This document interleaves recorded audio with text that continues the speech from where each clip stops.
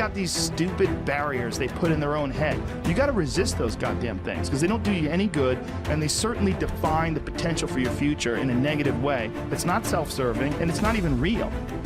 This idea that there's no way to get past the starting block today is just ludicrous. It's crazy. And it's just this poor thinking.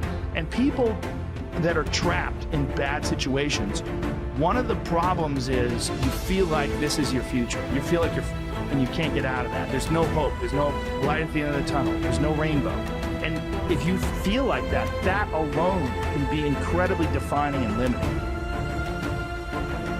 But the truth is that none of them matter. The truth is, if you want to build something in your life, then you have to remember what Mark Twain said. You have to get started, because at the end of the day, that is literally the only thing that's holding you back. You're not moving. And once you get the simplicity of that, once you understand, then you could act right now. When life knocks your butt down, I need you to get back up, and I need you to go heavy on it. When uncertainty creeps in, I need you to get up and get right back on the thing that knocked you off, and I need you to go heavy on it. When something doesn't turn out the way you wanted it to turn out, I need you to attack the very thing that didn't turn out the way that you wanted it to turn out, and I need you to go heavy on it. It's never about the competitors. It's about what we possess and what we do. It's relentlessness, man. It's pushing past barriers. It's every time you get somewhere, it's wanting to go to the next level.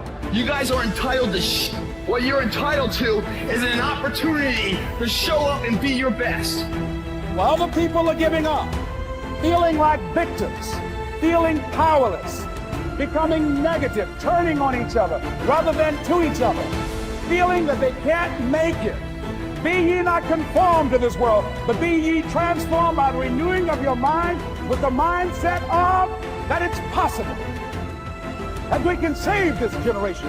It's possible that we can create new industries, a new economy. It's possible that I can find a new profession, a new job. It's possible I can create a new life. And it's necessary that I become actively involved in becoming a positive force in my life and on the planet. And it's me, yes, it's you, it's all of us, pulling together, working together to create this brand new future. And it's going to be hard. Easy is not an option. But if it's hard, we will do it hard. Whatever is required to snatch victory from the jaws of defeat. And it's worth it, yes. It's worth whatever we have to do. And once we know that, it is done. It is done. It is done.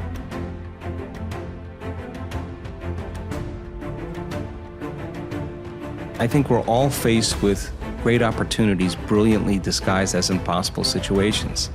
And in order, like for me personally, and after looking through your book and reading a good portion of it, I mean, for me, there's no school of ancient wisdom that you need to go to be initiated. Your life is your initiation if you're paying attention. So we meet challenges in our life from a certain level of mind, right?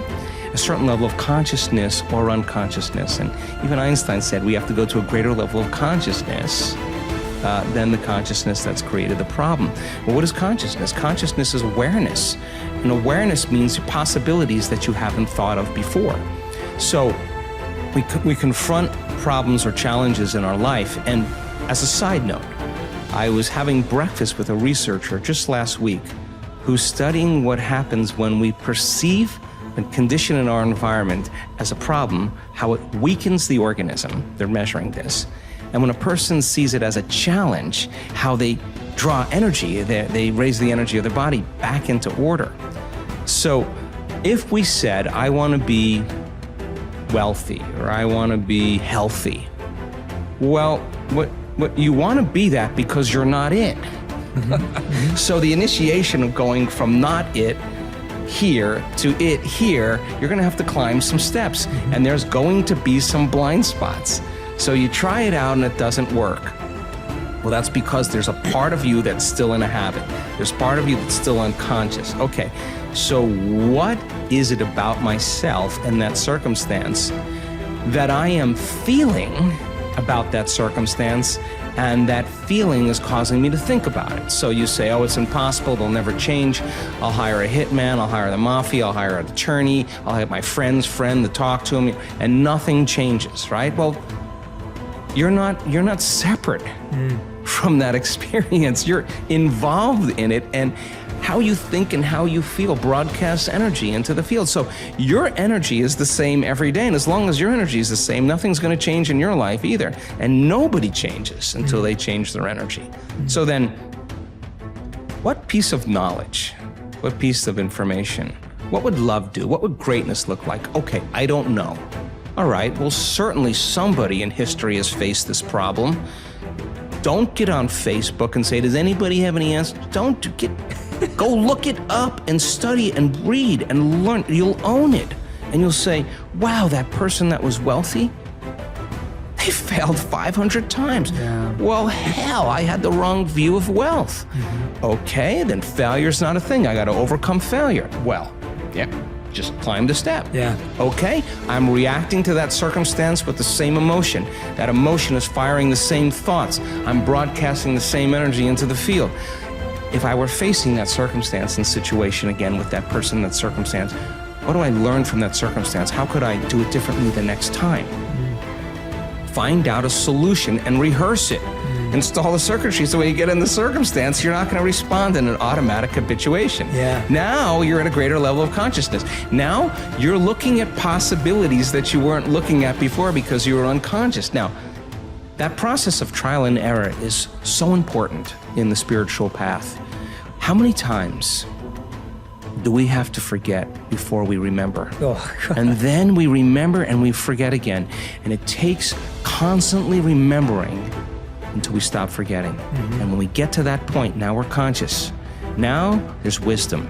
And wisdom is the memory of the experience without the emotional charge. Now you're ready for the new adventure. So then people draw conclusions and say, oh, it's that person that ripped me off. It's that person that what, now you don't create your reality? Oh, you only create your reality when things are good. No, well, somehow you got to tango through this. Somehow your objectivity in not reacting emotionally is going to change the energy of how you address this situation. Now, first off, I'd like you to stop telling yourself that you're a born procrastinator or you're naturally a lazy person. It's not true. You were not born that way. It's just a story you tell yourself, which means it's a story you can change.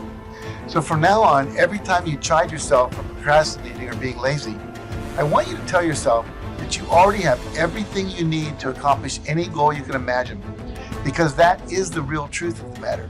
I would have stopped being afraid sooner and earlier that greatness and abundance and wild success was available to someone that looked like me, someone that came from my background, someone that had my educational foundation, which was I'm functionally dyslexic.